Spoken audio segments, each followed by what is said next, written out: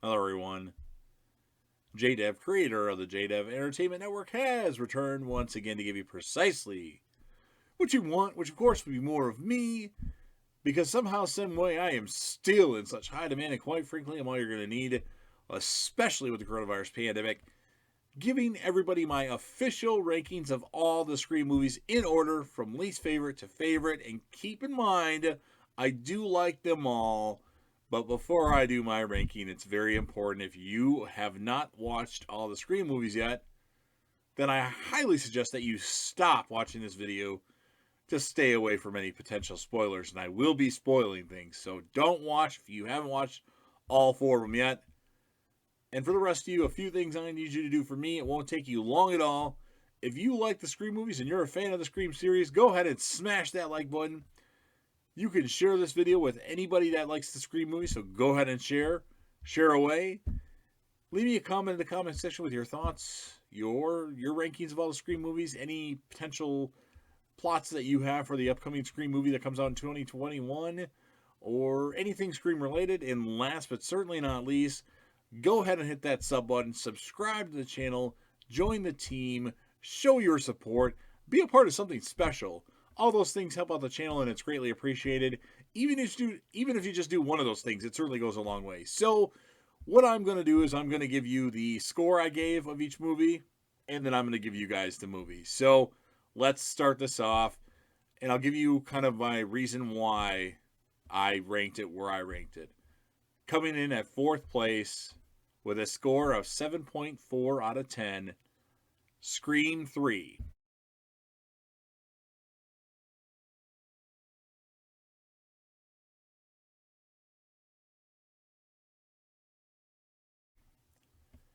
I like this movie, but there's some major things that I don't like about it. Let's focus on the things I did like. Randy made an appearance. And granted, it was on videotape. Jamie Kennedy came back to give Sidney and Gail and Dewey the rules of the trilogy. That was a good scene. Would have wanted more of Randy, but at least he was in the movie, unlike another Scream movie.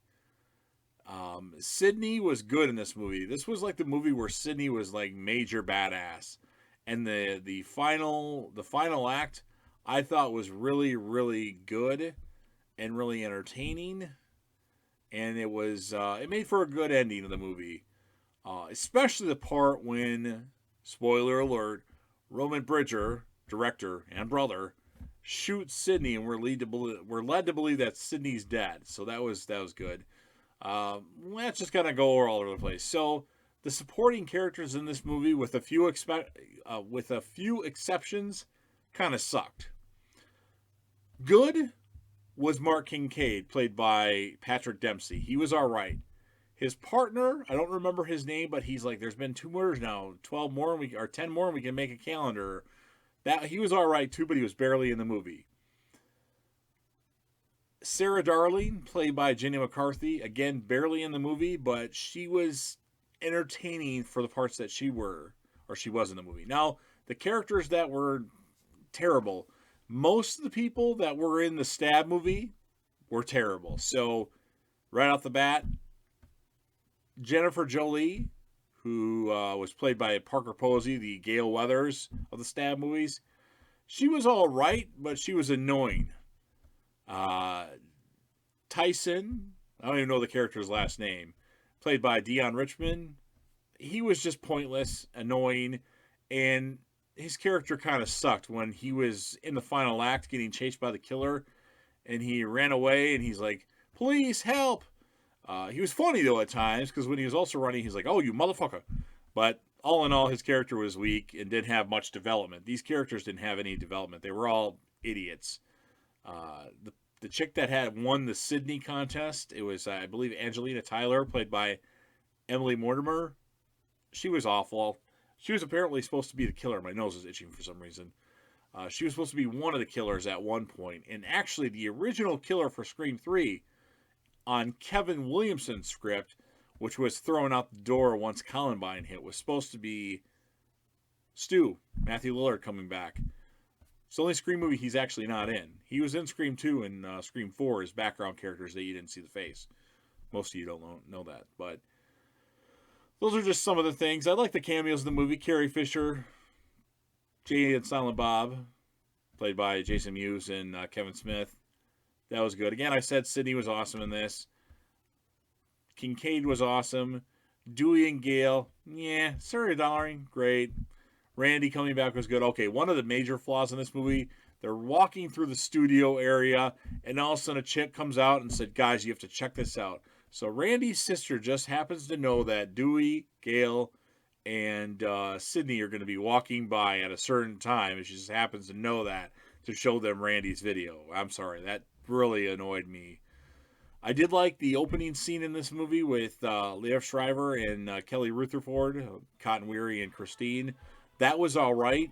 It some people don't like that scene, but I actually do. So again, Scream 3, it's got some issues with it.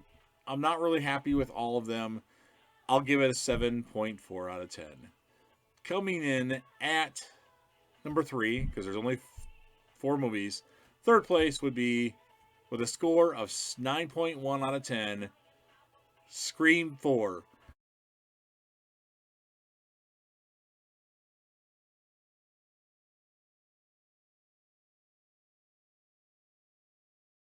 I happen to like Scream 4 a lot. My major issues with the movie are there was no Randy in the movie at all. Jamie Kennedy could have came back for some sort of cameo appearance, you think? I mean, he was in the third one. Why not have him back for the fourth one? His sister could have walked out of her room randomly like she did in the third one and be like, guys, you've got to see this. So that was my problem with that. Unlike the third one, Scream 3 or Scream 4 actually had a lot of different cool characters. A lot of the supporting characters, besides Gale, Sydney, and Dewey, were actually entertaining. Um, Kirby, the Noah, she's kind of a cross between Tatum and Randy. Kirby was awesome. I love Kirby. Even though we're led to believe she's dead, but we don't actually see her die, we know that Kirby's going to come back eventually. I mean, come on. She was great. Charlie and Jill, played by Rory Culkin and Emma Roberts, they were great as the, spoiler alert, killers in this movie. Kind of weak together, but they made it work in the end. And that scene where Jill like beats the crap out of herself, that was awesome. Gale and Dewey, they're okay in this movie, but again, we could probably do without Gale and Dewey. Sydney, awesome as usual. Another great final act. Trevor, annoying character. He was like the red herring. They kept trying to make us think he was the killer. Um, what's the guy's name? The guy that wore the camera the whole time. I'm trying to remember his name. Charlie's friend, played by the actor in Saw 2, Donnie Wahlberg's son in Saw 2, Eric Knudsen or something like that. I can't remember his name in the movie, but he's like, I'm gay. He was actually kind of funny. He was kind of a cross between Randy and I'm not sure who else, but he was awesome to a certain degree. But he's dead apparently. I'm not sure I buy that one either. Opening scene in this movie was awesome with all the fake openings with Anna Paquin and Kristen Bell, and then you had the other one with the one before that with like Lucy Hale, and I don't know. There was a lot of cool opening scenes in this movie that made it like I'm laughing my ass off at the beginning of the movie because they keep faking me out. Other things, Anthony Anderson's character with the "fuck you, Bruce Willis" line. All cops die unless you're Bruce Willis, and then he says "fuck you, Bruce Willis." That was great. Um, I think the ending was kind of confusing. Like it ended on more of a cliffhanger. Like, is Jill dead or what? I don't know. I don't know. I don't even remember what happened, to be honest with you. I just watched it like a couple of months ago. But all in all, Scream 4 is a pretty damn good movie. 9.1 out of 10. Again, they would have had a quick scene with Randy and maybe made Dewey and Gale a little bit less cartoonish. Well, they're better in this movie than they were in the third one, but I don't know. Sydney's just overshadows them in the last 2 movies easily. So Scream 4 comes in at third place. Checking in at the number 2 spot with a final score of 9.6 out of 10, the original Scream.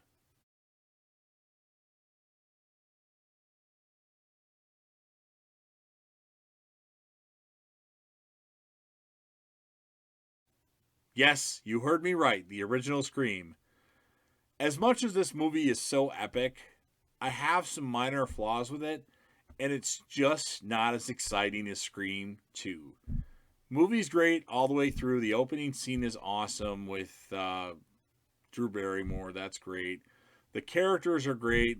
They're great. Randy's kind of weak in this film, but he's all right. Dewey's okay. Tatum is awesome. Billy is kind of annoying. Sydney isn't quite as great in this movie as she is in the rest of them, but she's still good. Gail is kind of a badass in this movie. Gail's probably the best badass in this movie. Cotton Weary should have been more in this movie, and the Fozzie's in it. Henry Winkler's the principal. He's all right. So I mean, I don't think there's enough supporting characters in this movie, and we're led to believe too many people died at the end, like Randy and Dewey, but then they survive. So I mean, I'm gonna 9.6, great score. My biggest flaw with this film is actually the fact that it's so predictable that Billy and Stu are the killers.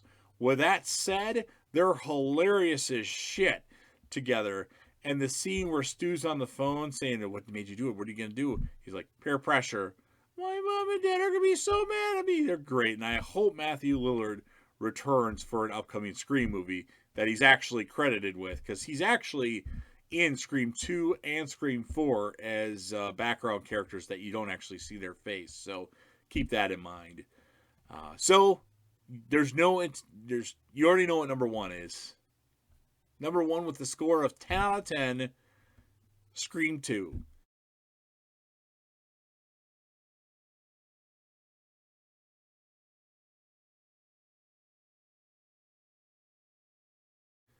This movie was so suspenseful, had so much in it, had a lot of awesome, cool background characters.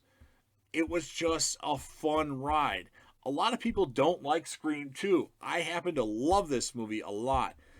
The opening scene is a little annoying. I'm not sure why that is. I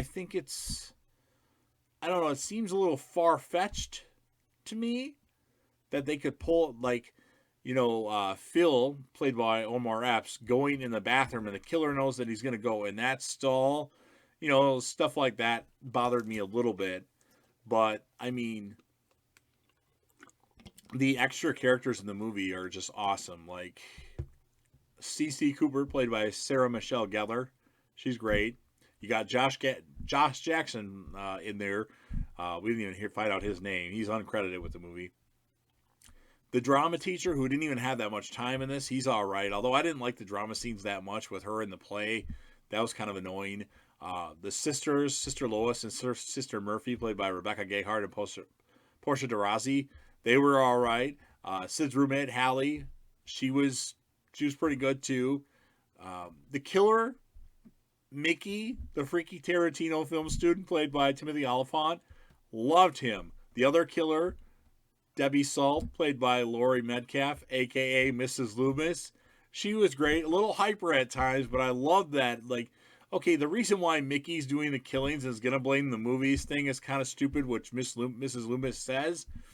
But he's just awesome he's a great character through the movie. He doesn't have a lot of time, but we're led in so many different directions in Scream 2. We don't know who the killers are. We think it might be the drama teacher. Okay, he wasn't really a main suspect. We think it's the cameraman, Joel. We think it's Cotton Weary. We think it's this person. We think it's Randy because he's wearing these boots. Like, so many people are wearing so many, like, the same shoes, and I don't know what's wrong with my nose. It keeps itching, so I apologize for that. Did not do any cocaine before this video. But, I mean, there's a flaw with it, but I still gave it a perfect score. Obviously, killing Randy in this movie was a big no-no, but it works so well. I mean, that scene with him on the phone talking to the killers, "What's your favorite scary movie, dead boy?" Showgirls. Absolutely, you want to be one of the big boys? Manson, Bundy, OJ. Such a classic scene. I mean, I just love Scream 2 so much. And all the characters are on their A game. Dewey on his A game, Gail on his A game, Sydney on her A game. I mean, the two agents that follow Sydney around, They were morons, but they played their part well. The most annoying character in this movie, in my opinion, is I keep getting text messages. Is Derek, the boyfriend, played by what the hell's his name? I'm drawing a blank on his name because my phone keeps ringing. It's distracting me. What is his name? The guy, Jerry O'Connell. Thank you. I had to think of it. He's probably the most annoying character in the movie, and he's not even that annoying. So, again, couple flaws. Killing Randy off is a big no-no. And the part, the beginning scene where Omar Epps' character Phil goes into the bathroom and just happens to go into the stall where the killer can stab him in the ear. Make it. You got to make it more like that. Didn't make any sense. But other than that, I mean, a 10 out of 10. I love Scream 2. It's just so entertaining, and I did not know who the killer was because they kept putting me in so many different directions. And I haven't even talked about the fact that Joel, the cameraman, is the comic relief, and he's so good. Like, I read your book, and I want to do something a little bit more Saved by the Bell-ish, and the Cotton Weary, Liv Shriver being so, like, I mean, come on, hey, Sydney, Diane Sawyer, it was, I love it. I love Scream 2. I don't know if I'm forgetting anything. Oh, the part where CC Cooper is talking to the killer over the phone, and she's like, why do you always answer a question with a question? I'm inquisitive. Such a great movie. And I know a lot of you hate Scream 2, and I don't know why, because I think it's the most unpredictable Scream movie. The first one and the fourth one are probably the most predictable. The third one isn't as predictable because it was such bad writing that it didn't make any sense. But all in all, great movie. So let's do the rankings again. Coming in at number 4, Scream 3 with a 7.4 ranking. Coming in at number 3, Scream 4 with a 9.1. Coming in at number 2 with a 9.6, Scream. And coming in with a 10 out of 10, Scream 2.